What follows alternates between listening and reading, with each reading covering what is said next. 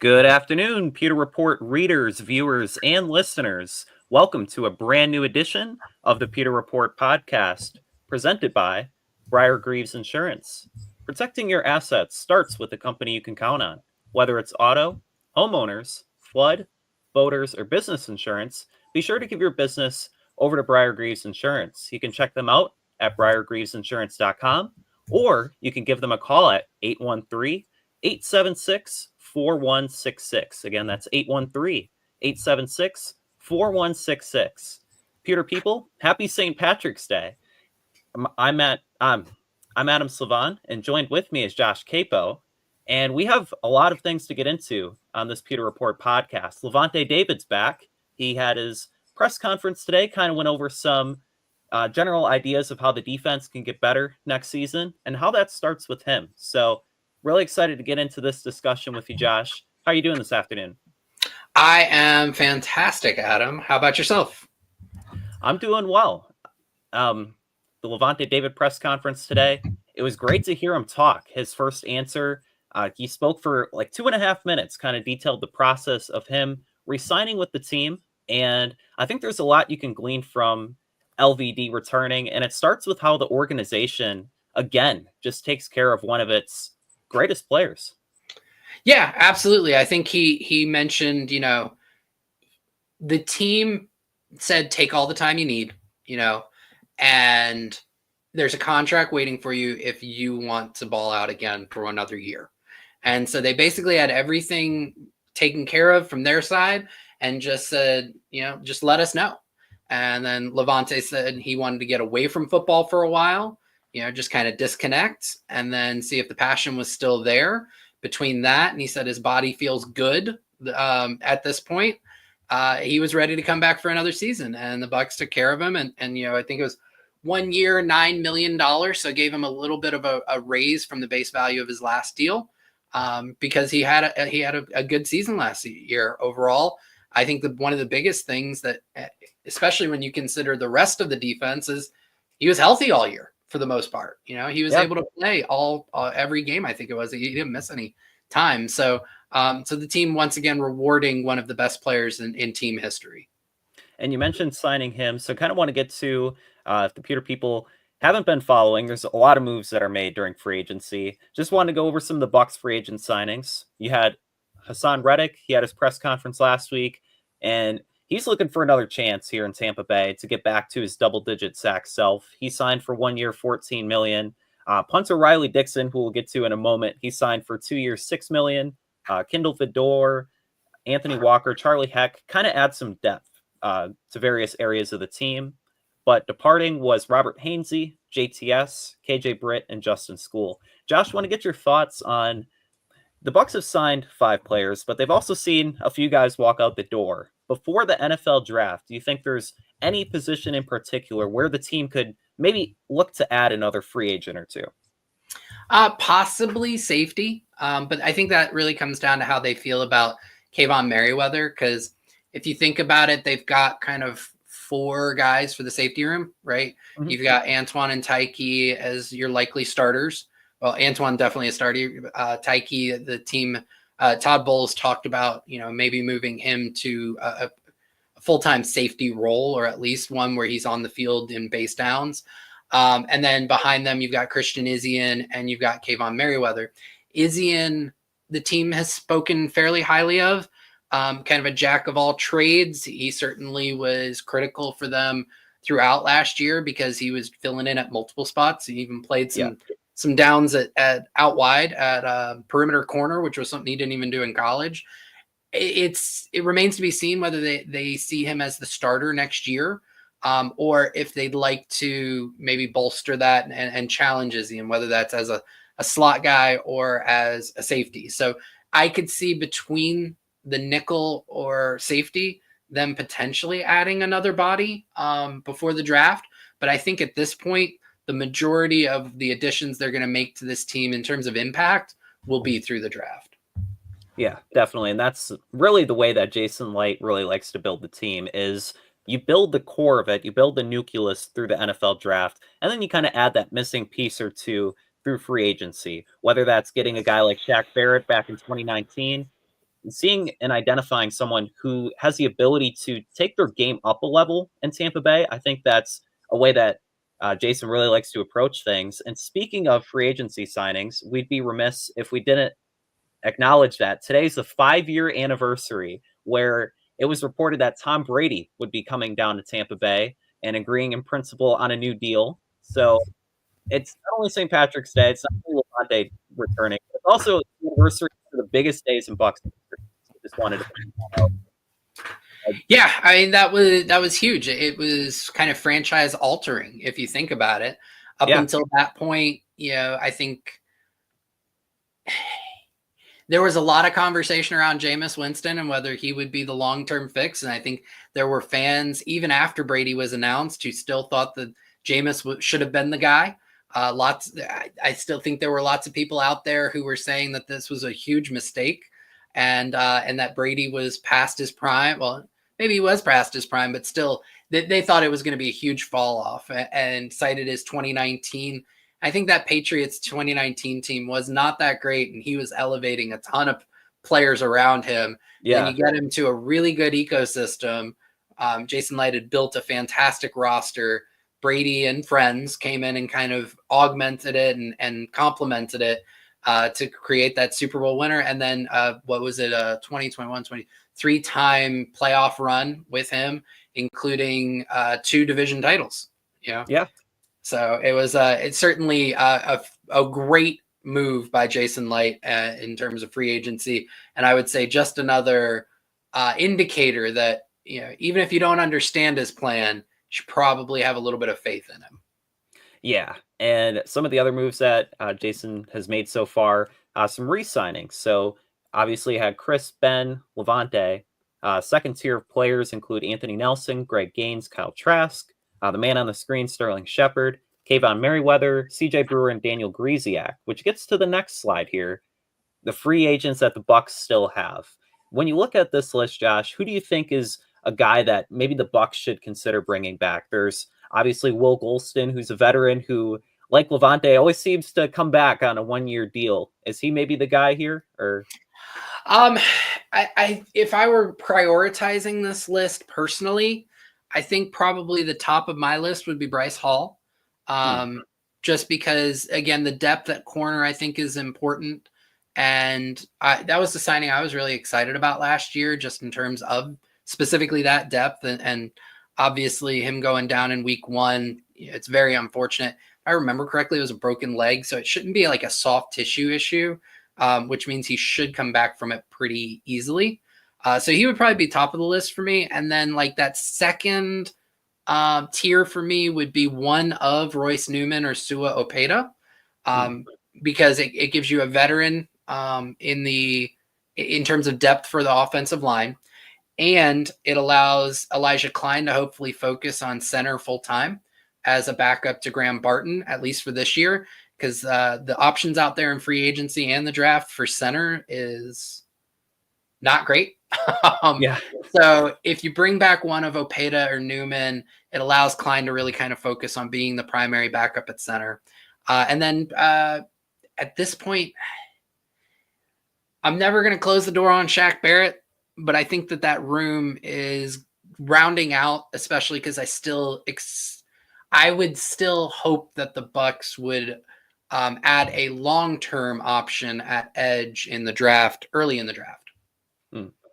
Yeah, and when it comes to how much money the Bucs have to add their rookie draft class, add a guy like Opeta or Royce Newman, they still have some money to work with. Right now on overthecap.com, it says they have minus $10 million in cap space, but that's not accounting for Josh, you wrote about how the Bucs saved about $20 million restructuring Tristan Wirfs, and then there's always another restructure, whether that's maybe extending Mike Evans or restructuring Baker Mayfield. There's still some money to work with. So if they want to maybe extend a guy from the 2022 draft class, make a few more moves, they still have that wiggle room to do so.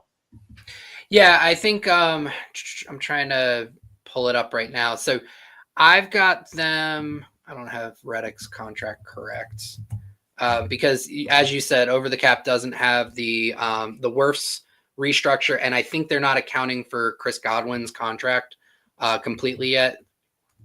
So I've got them at about $11 million in space. And I think that even accounts for the rookie pool. So they're fine on cap space. And the interesting thing about that is they've only had to touch one contract, one restructure, which is Wirfs. There are still plenty of other contracts they could touch if they need to, but the benefit of not restructuring, say, Mike Evans, Baker Mayfield, Antoine Winfield Jr., I'm trying to think of who else, Vita Vea, is you're not pushing any of those commitments into the future. So it just makes them healthier in 2026 and beyond. So they could still touch any of those deals if they need to, depending on the moves that they want to make. I don't really think it's necessary. And so because of that, you're looking at an even better cap position in 2026. Yeah, because you don't want to be in a position where you're the Saints, and after pushing it for half a decade, you get to a position where you can't really re-sign your draft picks or bring anybody in, and then you have a team where it's just filled with kind of older players, and you can't really move on from them. So the Bucs right now are in a healthy, kind of free, like cap space position where they can make some moves if they need to, but if not, going forward the next couple of seasons, they're even in a better position than they are now. So that's a credit to Jason. It's a credit to Mike Greenberg and just their ability to really build now, but also for the future, because this team, it's still young, regardless of what the national media says about the Bucs being old, because they only have a couple players that are older than 30. This is a young team that throughout the rest of the 2020s could really be in contention and in the playoff hunt in this NFC South. Yeah, absolutely. And I love the dig at Colin Cowherd there. Very subtle, very nice. But getting back to one of those older players, Lavonte David. So Lavonte, he has a chance to make some history this year. If he records 112 tackles, which he has for the past 3 seasons now, he would pass Derek Brooks for the most tackles in franchise history. David kind of spoke about that today, among his many comments, saying that while he's still light years behind of what Brooks was able to do in Tampa Bay, like, it's incredible to be mentioned in the same breath. And for a 35-year-old inside linebacker, I mean, the fact that he was re-signed for $10 million and is going to be a starter, like, it speaks to like how well he takes care of himself and prepares, because this is an age where inside linebackers shouldn't be playing football. But the fact that David's back and he's still considered a high-level starter, I mean, that's amazing. Yeah, it really is. And you know, you'll recall that I think he missed a few games just a couple seasons ago, and he I think it was a lower body injury that robbed him of a few games. What was that, 2022, if I remember correct? No, 2021, where he only played 12 games, and then 2023 he played 15, so he only missed 2. But that kind of longevity, it's very Brady-esque, if you will, in terms of, and you get to a certain point in your career where if you are going to prioritize a long career, you've got to make some very difficult decisions in terms of how do you take care of your body, forego maybe, you know, some things that other people wouldn't forego, and really take diligent care. And for him to not only be playing at this age, but continually playing a lot of games over the last 3 seasons, it's 49 in the last 3 seasons, is absolutely incredible. And what else is incredible is I have to get back to the super chat here from Mark Fisher, 4.99. Thank you, Mark. Punter was an issue last year. I was excited to hear that we got the best punter in the CFL ever, referring to Jake Julian. But then we got Dixon. Whoever wins, is punter now a strength? I'm going to kick this to you, Josh, because you're kind of like the punter aficionado here.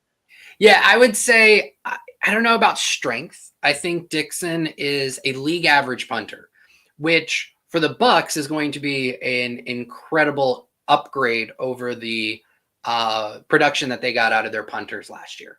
So I don't know if strength is the best word to say. And I do think that given the contract, 2-year contract, $3 million a year for a punter is pretty good money. I don't think that it's necessarily a competition. I really do think that the Bucs have signed Riley Dixon to be their punter, and Julian maybe goes to the practice squad. But relatively speaking, contextually versus last year, yes, it's a strength.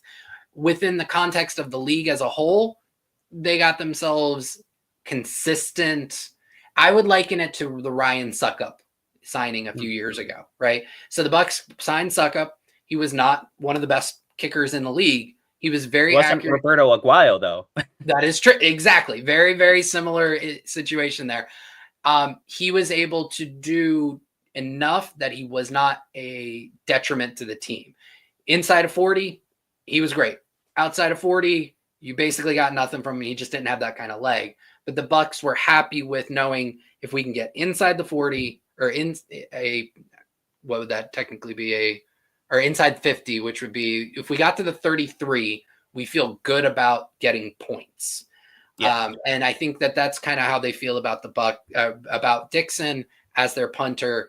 Is he's not going to be the best in the league, but he's not going to shank it. I think that was specifically what Todd Bowles said in Indy, is we just need somebody who's not going to shank it. And Dixon will give them reliable, he's going to put it in this area. It's always going to go there. He's not going to outkick his coverage. He's also not going to shank it. And we know what to expect. Yeah, for sure. And when you look at, there's not a ton of statistics to really glean from looking at punters, but you look at his net yards per punt.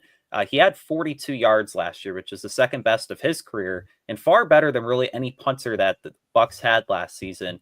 But what also sticks out was with the Broncos, he had 77 punts, but 33 were inside the 20.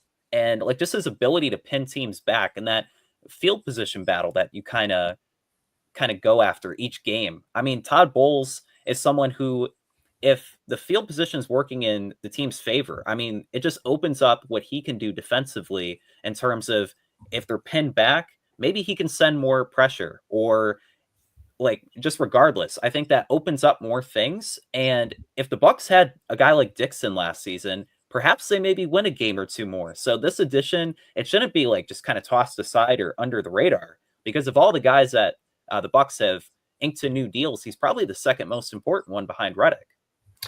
Yeah, I think technically it's a starter, right? So he's one of the 4 starters that they've signed.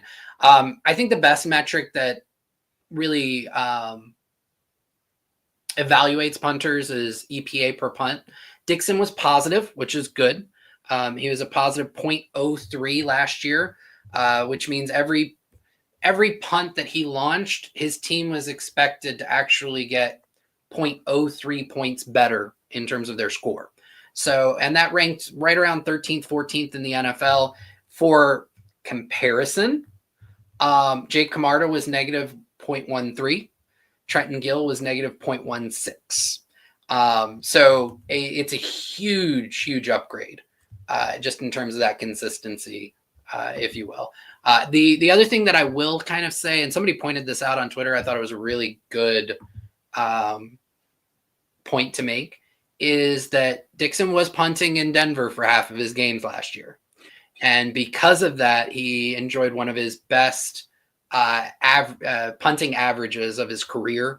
And I think the year before that, he was in LA, and the air is different out west. And typically you see improvements, or you see high-end performances from guys who put a ball in the air just because of the way the air and the wind is out there. So I would expect some of those numbers to come back down a little bit. If you go back to his Giants days when he was on the East Coast, he wasn't quite as good.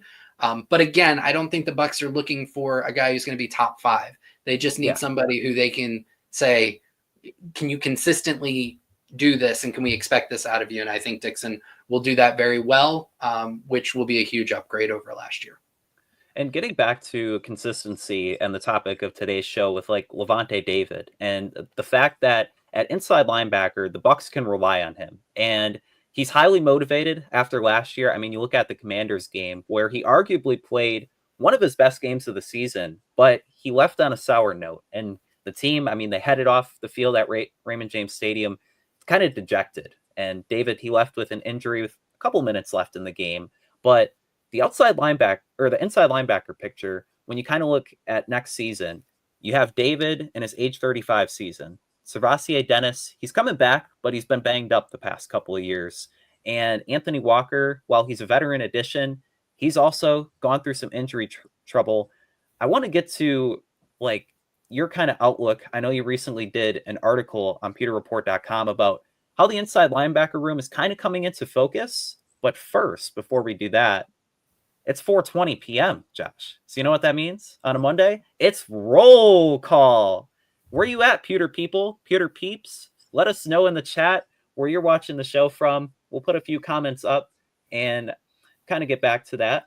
But Josh, where do you kind of see the inside linebacker position right now?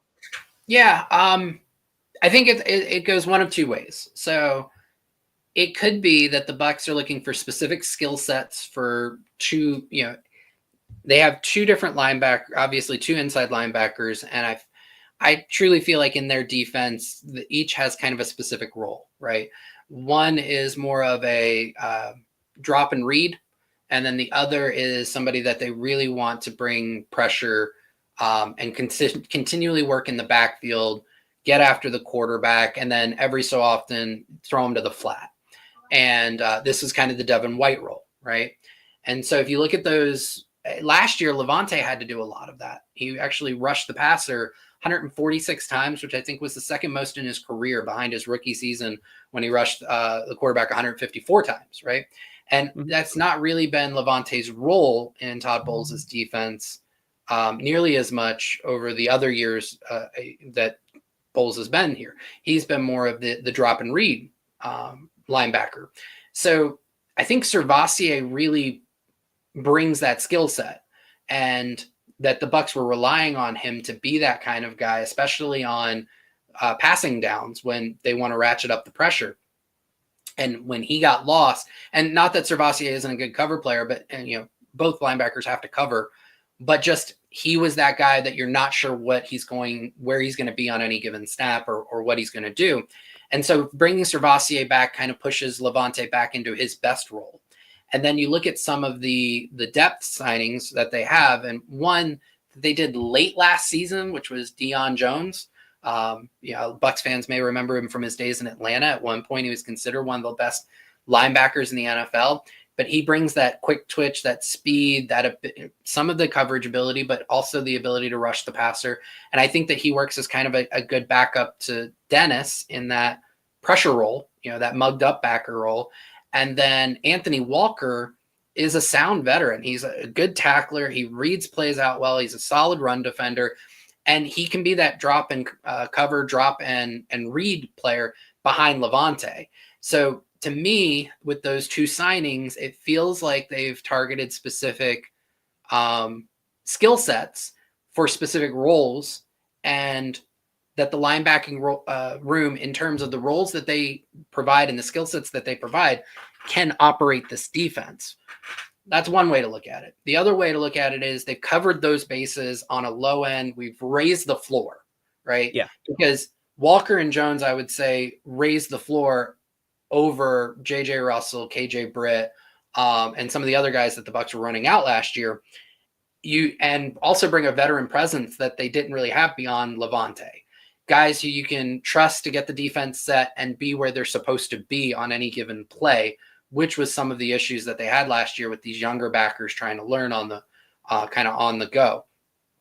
So they've raised the floor, and that all could be to say, if things don't break our way, we feel like we can get by this year because we found the skill sets that we need for these two different roles, and we're too deep at those skill sets. And then it also provides us an opportunity, if there is this do-it-all franchise linebacker available, say at pick 19, Jihad Campbell from Alabama, that we would love to bring him in. He can be that do-it-all, that guy we build the future on, that Lavonte, this may be his last year. Each press conference he does at the beginning of, or after signing a 1-year contract over the last 3 years, the conversation has been, were you going to retire? I've considered it, right? So Jihad Campbell could be that guy that you plan for life after Lavonte with. And they've set themselves up where he can insert kind of at the top of the depth chart. Everybody kicks back a spot, and they then feel great about their depth because now Servassier is number 3, Anthony Walker's number 4, Deion Jones number 5. Maybe you rearrange those guys depending on how they play in training camp, but it gives them both directions. If Jihad is there and they feel like he's the guy, great. If he's not, we feel okay with this room. And maybe there's somebody later on that we feel like we get great value, and he pushes into maybe that number 3 role, and they roll with Servassier as the starter opposite of Lavonte. Yeah, and I think where you kind of get some pushback with drafting an inside linebacker at number 19, a guy like Jahad Campbell, who, while he's very talented and did a lot of great things in college, it's like the hit versus miss rate with inside linebackers in the first round. I mean, you have guys like Roquan Smith or like really top tier players, but then you have kind of the flameouts happen more often. Whether it's a guy like Devon White, who played really well for a couple seasons, you don't necessarily get that franchise inside linebacker in round 1. It's guys like Lavonte David, who was drafted in, I think, the second round back in 2012, or really just later on. And I think that's ultimately to make the point that the Bucs should look at drafting an inside linebacker this year while they have Lavonte David in the fold to kind of mentor somebody, somebody young. Because outside of Servassier Dennis, this room you mentioned, Deion Jones is 30. Anthony Walker, he's 29. These guys that are lower on the depth chart are older and not necessarily long-term solutions. So I think for the Bucs kind of gearing up for the 2026 season, they should look at, okay, you have Servassier Dennis. Who else is going to be next to him? Because you don't want to go into next season only having one inside linebacker should the other guys just bolt out the door. So it's kind of, again, you mentioned raising the floor. And I think the additions of Walker and keeping Deion Jones in the fold really do raise the floor. I mean, it's better than KJ Britt trotting him out there and expecting him to not be a liability. But you also have to prepare for the future when it inevitably comes. Yeah, I think it was Brett Coleman who posted this, and I retweeted it. Like, he went back 15 years looking at first round linebackers, right? And I'll try and read them off real quick because there's a decent number of them. But he said there were really only 3. I think he gave half credit for another one, 3.5, where the first round linebacker actually ended up being the best linebacker in their class. And I would even take away half credit for one of them. And Bucs fans, I think, will agree with me on this. But here are the names: Sean Weatherspoon, Rolando McClain, Donta Hightower, Luke Kuechly, Alec Ogletree, CJ Mosley, Ryan Shazier, Anthony Barr, Stephon Anthony, Shaq Thompson, Deron Lee, Gerard Davis, Rashawn Evans, Leighton Vander Esch, Tremaine Edmonds, Roquan Smith, Devon White, Patrick Queen, Jordan Brooks, Kenneth Murray, Isaiah Simmons, Jamin Davis, Devin Lloyd, and then the last 2, Quay Walker and Jack Campbell, you could say TBD. Of that list, Brett gave credit to Shaq Thompson for being the best in his class. Ryan Shazier, unfortunately, his career was cut short due to an injury and an early retirement. And then he gave Luke Kuechly full credit. I would take half of that back because I think there is a case to be made for Lavonte actually being at least as good as Luke Kuechly from that draft class. And then he gave half credit to Roquan Smith, which I don't even think that deserves half credit because that was Fred Warner's draft class. But you could say Roquan developed into somebody that you would be perfectly fine with taking in the first round. But there were a lot of names that I'll challenge people on this podcast, people watching us. Do you remember like some not so great careers, right? Yeah. So the miss rate for that position does seem to be a lot higher than other positions. Then you add in the fact that this class is considered a down linebacker class. Some of the other position groups, I would argue, are more robust or seem to be a little bit better, especially back end of the first round. And it makes it a much muddier conversation to say, are you going to get the right value at 19 at that position? So if the Bucs do go with a linebacker there, whether it's Jahad Campbell or Jalen Walker, it would signal that they have an overwhelming confidence that that particular player is going to be special. Yeah. Kieran Butt here with a funny comment. Never heard of that Devon White guy. He must have dropped off big time. You know, I've put this out there a couple times, and I love people who come for me when I say it. I am not advocating that the Bucs should have re-signed Devon White last year. I think that the way things played out, it was the right decision to move on from him. What I will say is, looking at how last year went and the quality of linebacker play they had there, and specifically the missed skill set that forced them to move Lavonte into more of that mugged up role, I think they missed the traits that Devon White brought to the defense. And they did not have a good replacement for those traits in hindsight. Yeah, the highs were really high. Like there were moments like I remember there was the Vikings game, week 1. I think it was Baker Mayfield's first year in 2023. He was lights out, and PFF gave him like a 91 grade. He had 12 tackles. You're like, man, okay, Devon White, get your bag. But then he just kind of disappeared, and the lows were really low. There were moments like in prime time against the Ravens where Linderbaum's just pushing him 20 yards down the field, and it's like, come on, Devon, you're better than that. And I think that's what Bucs fans ultimately they came to that conclusion. Like he was better than the player that he was his last couple of years, like physically. Like he could have translated it and been an all-pro linebacker. It's just the mental part. And I don't know if it was whether or not it was a Super Bowl and just kind of the hangover from that, like it kind of got to his head, or if it was that he wanted $100 million. But ultimately, it was unfortunate because he could have been so much more than he was. Yep, absolutely. So, but like I said, I think that this linebacker room does a good job of kind of recreating some of those skill set needs for the role of the that Devon White vacated, and puts them in a position where they don't have to reach for a linebacker if they don't see the value there. Yeah. I wanted to point out some Pewter people who left where they're watching the show from in the comments. Shaggy, middle of nowhere, Illinois. Jeff the Champ, shout out Jeff, always leaving comments, helping our podcast get in front of more people from New Bern, North Carolina. James Rawson, Boise, Idaho. And you'll like this one, Josh. Christopher Oxentine, Overland Park, Kansas. Still disappointed that my UCF Knights haven't relieved Johnny Dawkins of his duties. You being a Bull, I'm sure you're kind of hoping for UCF to not do well. Yep, rocking the hat and basketball. What was maybe another takeaway that you had, Josh, from Lavonte David's press conference that we haven't touched on just yet? I think the towards the end there, he really got honest about the defense and where they need to be versus last year. I think the two things that he specifically pointed out was that they have to finish better. You know, the offense gave them leads and they squandered them from time to time last year. And then secondly is just the ball production, right? That they have to be better at getting takeaways, specifically interceptions. And he called himself out. He said, I want to get more interceptions. And I thought that those were two very honest assessments of the defense. I think lots of people knew it from the outside, but that acknowledgement internally that those are priorities is a positive indicator.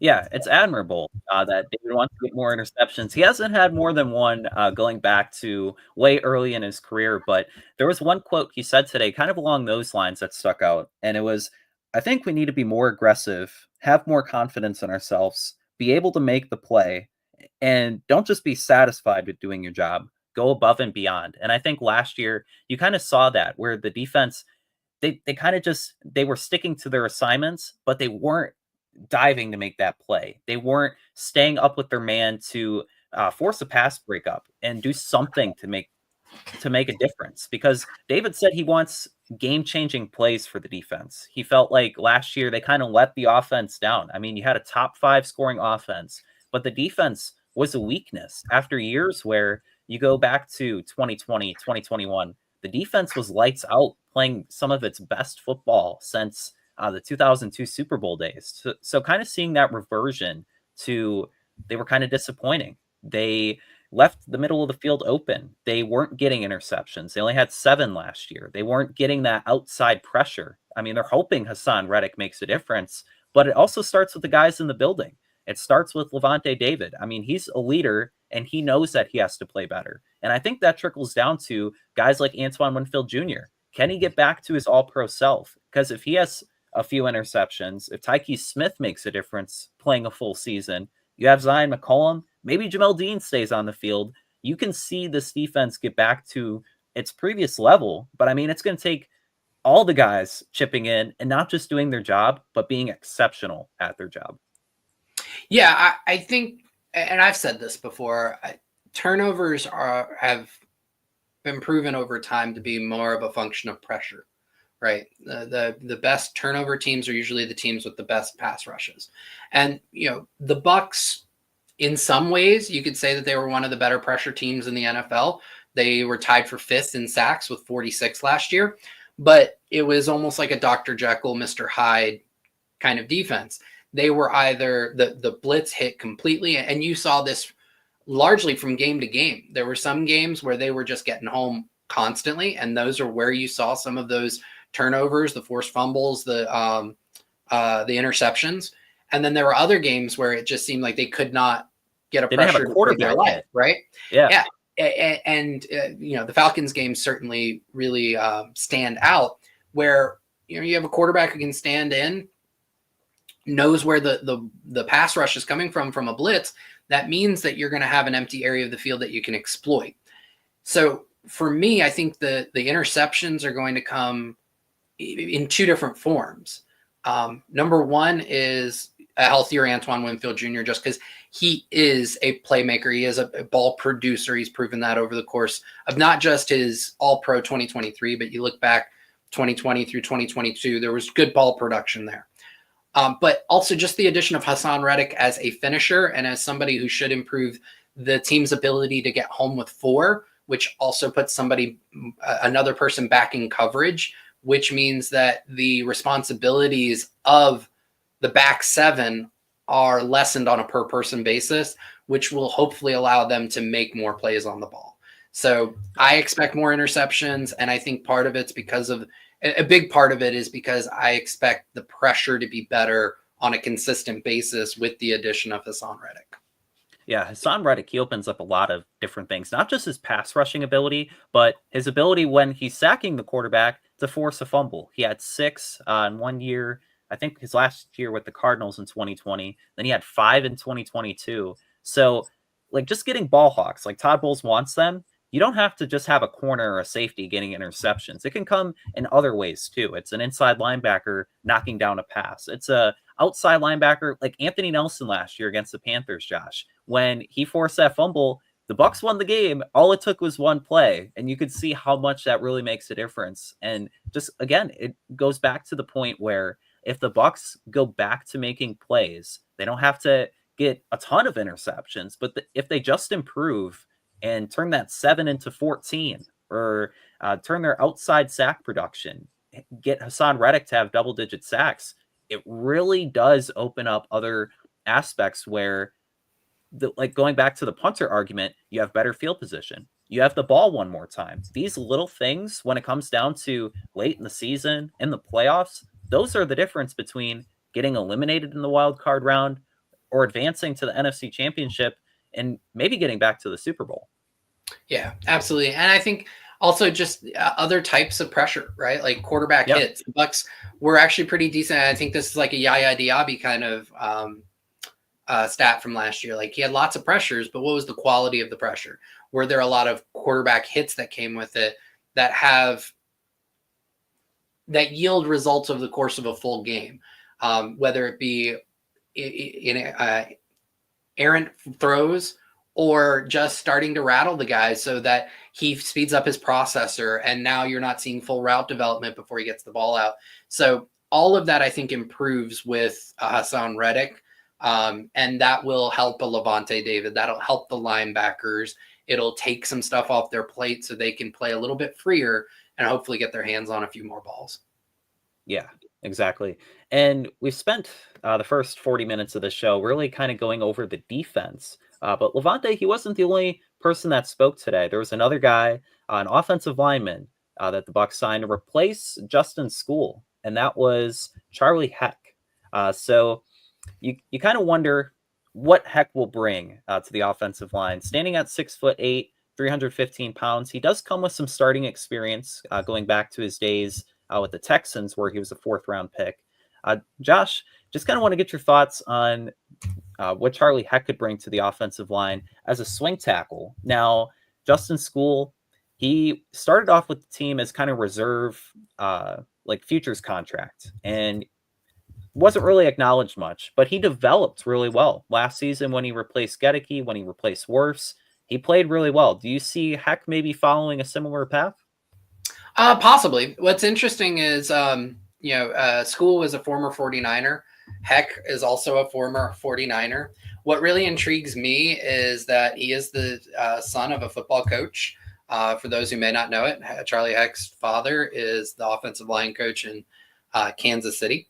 And if I remember correctly, Heck played with the 49ers just last year. So it seems like the Bucs like something with how the 49ers are coaching their offensive tackles and trying to pick up. And it may just be, like a body type or something like that. But he brings starting experience. I think that's what the Bucs want with their specifically with their backup tackle spot, that they don't want a developmental guy with no experience backing up Gedeke or Wirfs, but they really want somebody who there's some tape. They feel confident that if we put this guy out there, he can get us through a game or two. And I think that that's what Heck can provide. I don't think that he's somebody who's going to be a future starter, but if Tristan Wirfs rolls his ankle again and goes down for most of one game and has to miss a second, I think they feel like they can make it through that period with a Charlie Heck out there. And yesterday we went through the exercise with Trevor Sikkema where we kind of went through a mock draft and we picked Georgia's Tate Ratledge in the 3rd round. And although the Bucs signed Charlie Heck, they have Elijah Klein. There isn't too much offensive line depth behind the starting 5. So let's say Luke Gedeke, he's out for 6 weeks, God forbid, because, love Luke Gedeke. I can't believe you're saying this out loud. Yeah, as a hypothetical. People. But would the Bucs be comfortable putting a guy like Heck out there, or be like, what the heck? We need a different offensive lineman. Would they put Cody Mauch maybe to the right tackle spot? It kind of goes back to, should the Bucs be more open to drafting an offensive lineman in this group, because it's not a deep draft and you need another offensive lineman to kind of take over for Robert Hainsey. And while School was really solid, you're kind of downgrading a little bit with Heck. Yeah, I don't know. I'm not one to usually be a fan of shuffling your offensive line. I think that if you lose one, right, that you can usually schematically be able to kind of cover for that player, especially at a tackle position where you can attach the tight end over on that side. You can make sure that your backs are constantly chipping on that side. You can, try and roll your blocking to that side to help him out. I get worried when you start to move guys around, and I think you saw it with Kansas City in the Super Bowl, right? They took an absolutely phenomenal guard in Joe Thuney, kicked him out to left tackle, and then they were not good in the middle because you're now bringing a backup player into that left guard spot. Your center isn't able to help on the right side as much, and basically they downgraded at right guard, center, and left guard with that move. And Joe Thuney wasn't very good at left tackle because he's a guard. So for me, I'm not a huge fan of shuffling. You need to have a backup that you feel comfortable with getting by for every position, in my opinion. I don't love, our backup at this position is actually a starter at a different position, because you're just getting worse in 2 spots. Yeah, and you can't rely, in 2023, much of the Bucs offense played all 17 games, but last year, the health of the unit kind of came into question at times with the wide receiver spot and the running back position. Thankfully, Bucky Irving just emerged out of nowhere, but you can't rely on all of the starting offensive linemen playing 17 games. So if there were an injury, Jason Light, he loves offensive linemen. You kind of look at it like, okay, we have a starting 5, but I would say with wide receiver and the offensive line, there needs to be another body there.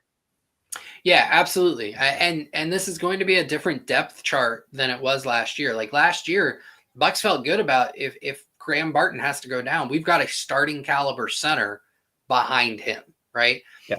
The original plan was if Ben Bredeson goes down, we have somebody who we thought could push Ben Bredeson for the starting role behind him in Sua Opeta. And when Opeta went down, you actually saw the Bucs do the same thing when they claimed Royce Newman off of waivers from Green Bay, a guy with a ton of starting experience, right?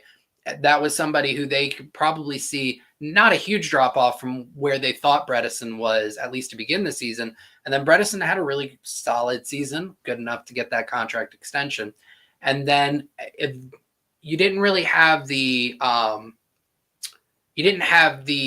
sample size going into last season, but School proved to be similar. I mean, Justin School was as good as some guys getting starting level gigs in free agency this year, right? Yeah. Like I remember having a conversation with somebody. The Jaguars extended their left tackle, Walker Little, right? After trading Cam Robinson, they extended Walker Little. I remember having a conversation around that time of that extension, like, is Walker Little really that much better than Justin School? And the general consensus in the conversation was, no, he's not. And Walker Little got like $13-14 million a year on a multi-year extension. So the Bucs did well to build up that depth, right? To have guys where you're genuinely asking, he might be a starter at the NFL, not a great starter, but to have that as your number 2 in multiple spots across your offensive line is pretty awesome. Now you look at it, Charlie Heck, I don't have that opinion of him, at least right now. Now, again, the Bucs may develop that out of him like they did with School. Elijah Klein, I have high hopes, but he has not certainly shown that he should be in that category yet. He had a pretty good preseason last year, but this is definitely a part of the roster that has taken a hit in terms of quality and depth. Yeah.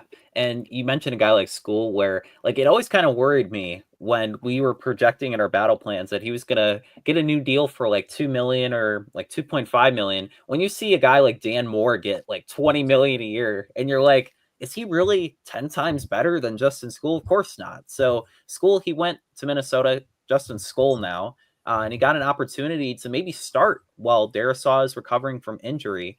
So it will be determined whether Heck will be up to the task. But if it's one thing the Bucs know how to do, it's turning walk-on offensive linemen into quality players. And you can have a quality time by heading over to walk-ons.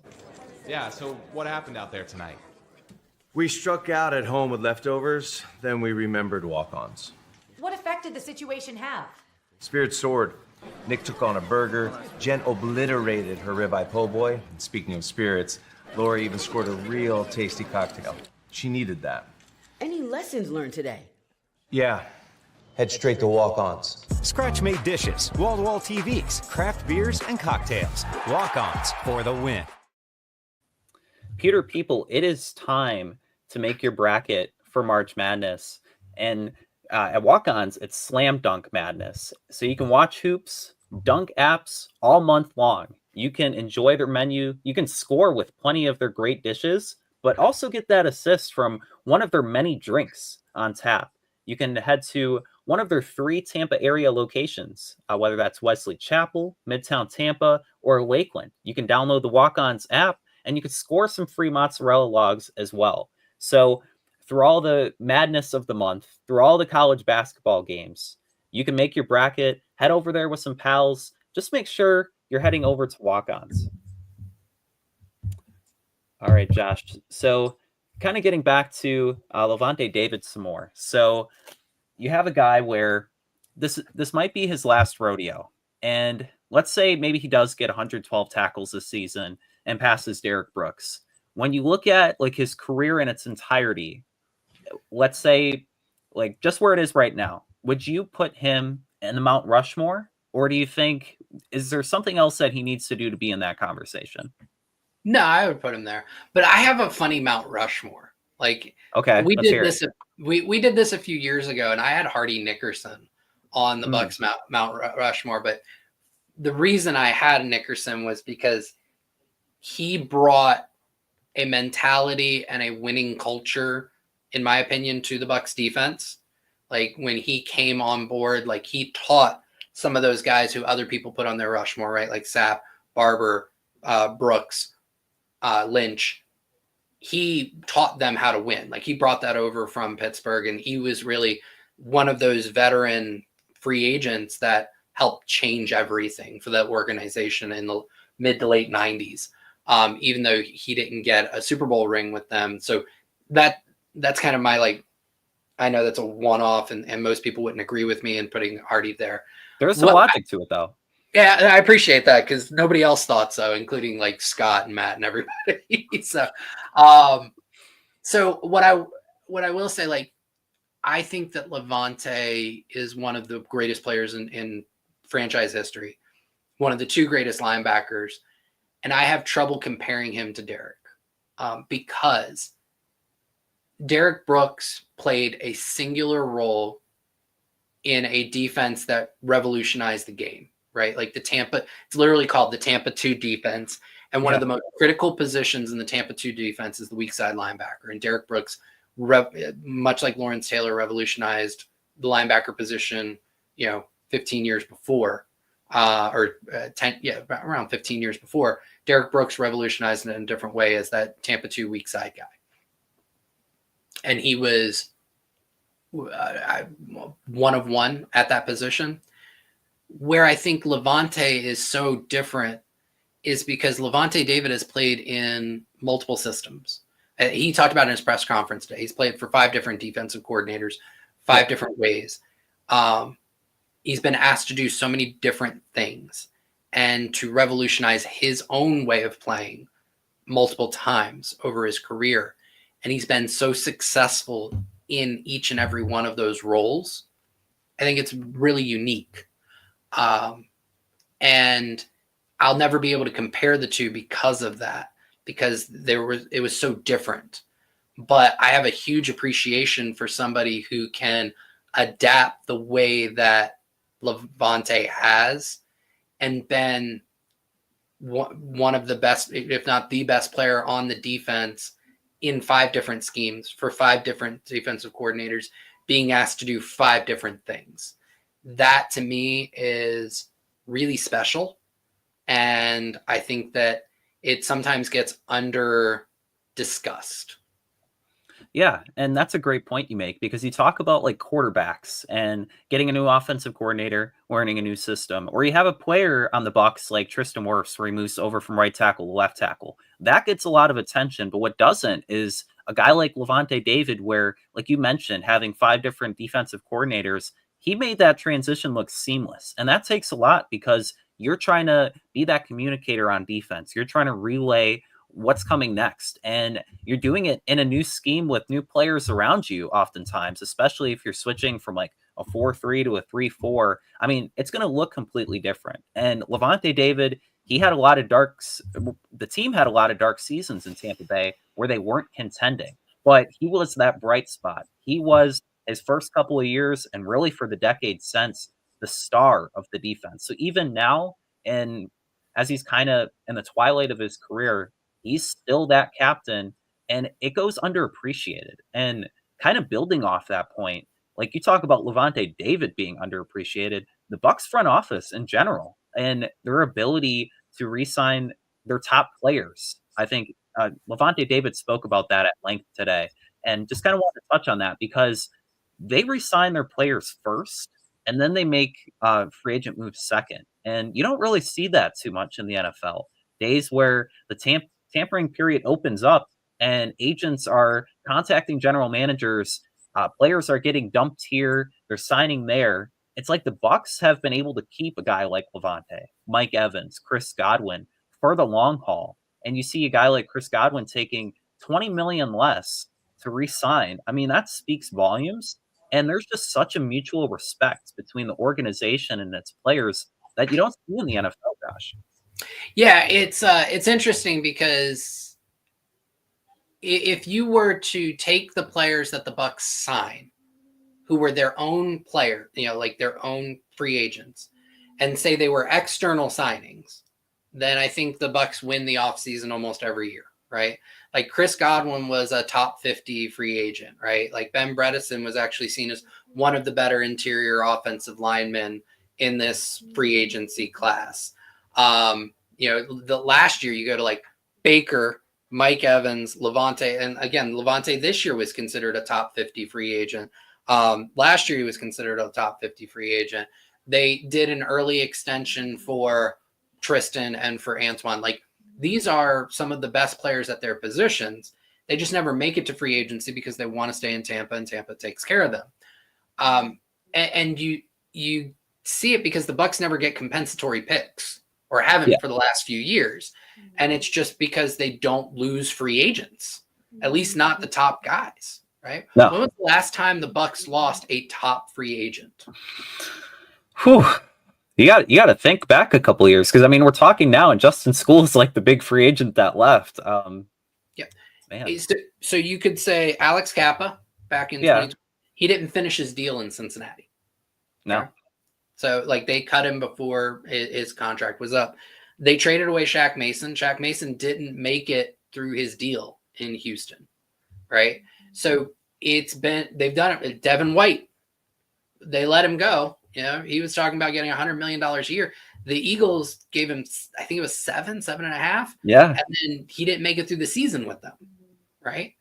So the Bucs do well in free agency, and they do well on the free agents that they know the most about. And almost all of the free agents that they re-sign end up making it to the end of that deal, which means that they played well for the contract that they were given. So yeah, you have to consider them winners, even if it doesn't seem super spicy, because it's not new, right? It's not new and shiny. It's the reliable, going to get you where you need to go kind of signings, because they've been around, they feel familiar. Yeah, it's not that new car off the lot. It's not that nice Lamborghini, but then you get it and it breaks down the road. You're driving that Honda Accord or Toyota Corolla, and you're getting I from would point say A to some point of these B. guys, especially with the age, like, you know, you're talking like a 1969, 1970 Chevelle. Like, let's not take it, but you've had it for a while, right? So it does, again, it's not new and shiny. What is shiny or is worth acknowledging is all of the Pewter Platinum members. And I just want to give them a shout out. You have Scott Federico, Rafael Gordon, Noah Parr, Scotty J, Dave Anderson, Hezo813, Ash Fishpool, Joel Rican, Sam, John Dale Morris, Zap Brannigan, RP89, Eric McMillan, Connor For Reals, Zach Jarvis, and Kevin Thomas. You guys are awesome. And really appreciate your support. Hizo, I saw you left a comment here. Just sucks for Lavonte that he probably won't make the Hall of Fame, even though he's more than deserving of it, even first ballot. A guy like Luke Kuechly didn't make the Hall of Fame this year. And even though he got all the acknowledgement and all the praise, he retired a little bit early, which doesn't really work in his favor. But it does suck for Lavonte, because he's had the career where he should have had more accolades than just getting the one Pro Bowl selection. I mean, Josh, you mentioned he's on your Mount Rushmore. I mean, he's deserving of so much more praise than he gets. It's disheartening a little bit. Yeah, the good news is with Brady coming in 2020, Lavonte's had a bit of a resurgence in terms of national recognition. He's definitely not going to be a first ballot guy. If Kuechly's not first ballot, then Lavonte's not. I do expect Lavonte to get into the Hall. It's just going to take – it's going to be very Rondé Barber-esque. You know, it's going to take years and years and years for him to get that recognition, but I do expect it'll happen at some point. And it's going to take getting more recognition. It's going to take push from whether it's Ira Kaufman or other people in the media, where you kind of, after his career, maybe people will appreciate the work that Lavonte David did. They'll look back at those teams where it was 2014, 2015. The Bucs weren't winning, but Lavonte, he was doing everything that he could. And just seeing those moments, that 2020 season where he gets a ring, it'll probably boost his chances. But like you said, it's going to take years to really kind of build that reputation up. After so long, it was Bobby Wagner getting all the Pro Bowl selections and all pros. So, well, that will do it for today's podcast. Be sure to stay tuned in throughout the week. We will have another Pewter Report podcast tomorrow. But in the meantime, you can head over to pewterreport.com to read our latest stories. You can also follow us on X, Facebook, and Instagram at Pewter Report. But for Josh Capo, I'm Adam Slavon. Wishing guys a great, happy St. Patrick's Day, rest of your Monday, and we will see you soon for another Pewter Report podcast. Out.